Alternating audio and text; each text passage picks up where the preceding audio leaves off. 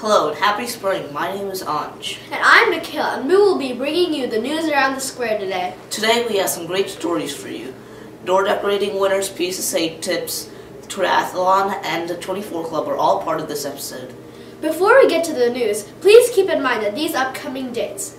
We will be having a Franklin Institute Assembly on March 31st, followed by a few days of rest and relaxation for spring break. For our first story, we have Max and Lorna sharing about the North Penn Kids Triathlon. Hi, I'm Lorna. I'm here with Max reporting from GSTV. I'm interviewing Miss Buckner about the North Penn Triathlon. So, Miss Buckner, what is the North Penn Triathlon? It's a special event that takes place for students in all the elementary schools in kindergarten through 6th grade.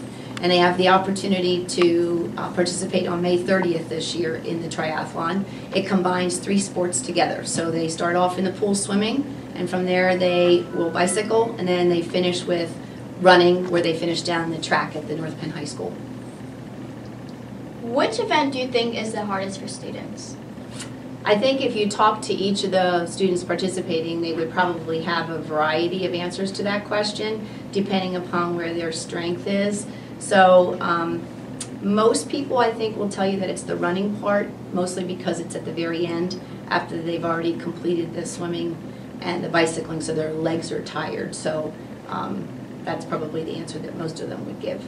So Dean and Paige have both done the triathlon before, and I was wondering if I could talk to them, like to see their challenges, their goals. What is the easiest obstacle for you? I would say swimming, but even though it's the easiest, you have to be good at it to get the head start. So you're riding your bike, not a minute behind, watch it coming out to other people riding their bike. Swimming, because I've been a swimmer for a few years. It definitely helps being like having the experience and knowing what to do. Do you guys have any goals for the triathlon? Yep. I want to come in the top 10. Have fun and just get through it, because that's what my mom taught me how to do triathlons. Why should students participate in the North Penn Triathlon? Well, we started this 4 years ago for students to be able to do things, exercise with their families.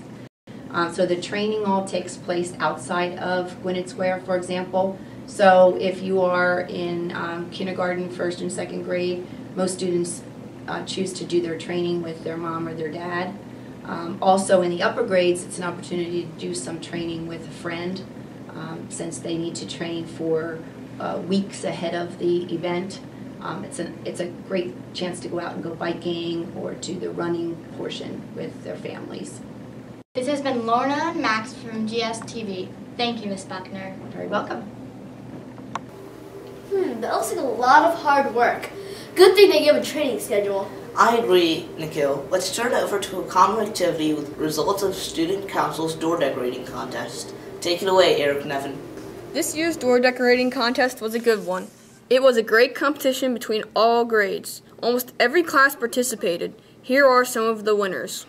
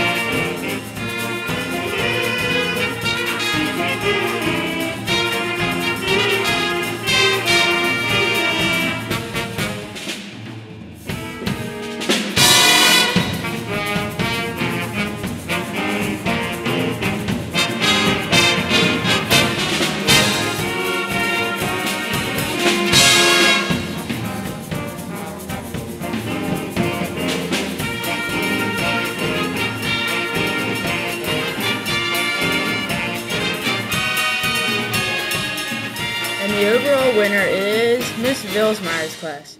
Congratulations to all classes, and thank you, Student Council, for a fun competition. Back to you, Ansh and Nikhil. Have you ever played the game 24 in math class? Well, if you haven't, here is a glimpse of a cool game. 24 is a game where it's a math game, and you need to take a card such as this one here, and you have to take these four numbers, 7, 4, 4, and 1, and you have to use addition, subtraction, multiplication, or division, and you need to be able to make 24 using these four numbers. And the harder the card, the more dots it has. So if it has 2 dots, well, if it has 1 dot, it's the easiest level. If it has 2 dots, it's a medium level, and if it has 3 dots, then it's the hardest level. So this would be the hardest one, where it's double digit and 3 dots. So what's the main point of 24 anyway? 24 is a great way to practice your math facts. It's a great way to have fun with math, and it's a great way to be with your friends and have a good time. It's a really fun game, and it's a really good math practice game. And what are the grade levels that can participate in 24? Grade levels that are allowed to play 24 are 4th, 5th, and 6th grade, and I would say we've been doing this for about 10 or 12 years now with 4th, 5th, and 6th graders. Wow. And I heard that there's a tournament. What is that about? The tournament is in May, and it's sort of the culmination of everything that we've been doing and practicing. So we have our club has about 8 or 12 practices, and then in May, every school in the district sends their 24 team to one of the schools in the district. And we have, everybody gets to play 3 rounds of 24, and then at the end's the best part. You add up all your points that you win, and then everybody in the whole gym stands up, and they start counting down the points. How many people have 5 points? How many people have 10 points? And then as less and less people have that number of points, people keep sitting down. And it narrows it down to the top 2 kids in the whole district who have the most number of points. Figure out who the best 24 player is in the whole district, and everybody gives them a round of applause, they get awards. And last year, Gwinnett Square actually had the 2nd place finisher in the district competition. Are you the only one who does this? It's myself and Miss Vilsmeyer and Mrs. Dalia. We are the 24 teacher representatives. That's pretty cool. Back to you, Ansh and Nikhil. So, Nikhil, with spring comes those good old PSSA tests. Let us share with you a few tips to make the testing go smoothly for you. Okay, what PSSA tips would you give to younger kids? Okay, so number 1 is you got to get a lot of sleep, so like 12 hours, 11 hours, somewhere around there. Eat a healthy breakfast. Always read passages twice. Make sure to check all your questions and review them. Just make sure you didn't skip one. Don't be stressed. Just think and do your best on the questions. When you're answering the questions, try to think in your head which questions would not be reasonable. Get a good night's sleep before taking the PSSAs. That always helps. If you're doing a reading one, we have to read a couple paragraphs and answer questions about it, or write a prompt. Make sure to read the paragraphs 3 or 4 times. Have a good breakfast in the beginning of the day, and also check your work. And the last one is take deep breaths if you're stressing out on a problem. Don't stress on the test. Do your best. Those are some good tips, don't you think, Ansh? Yeah, you bet. Our final segment today is the question of the week. Let's find out everyone's answers. Hi, I'm Matthew. And I'm Peter. The question of the week is, what do you like to do after you do your homework?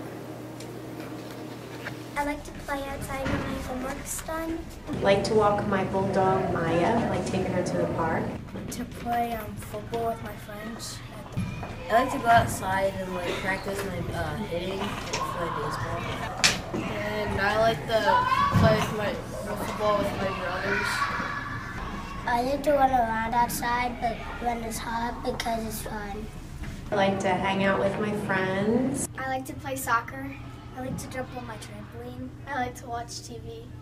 I'm a spinning instructor, so I'm at the gym a decent amount of time. So my free time gets booked up pretty quickly. That's it for episode 5. Thanks for watching. See you next time.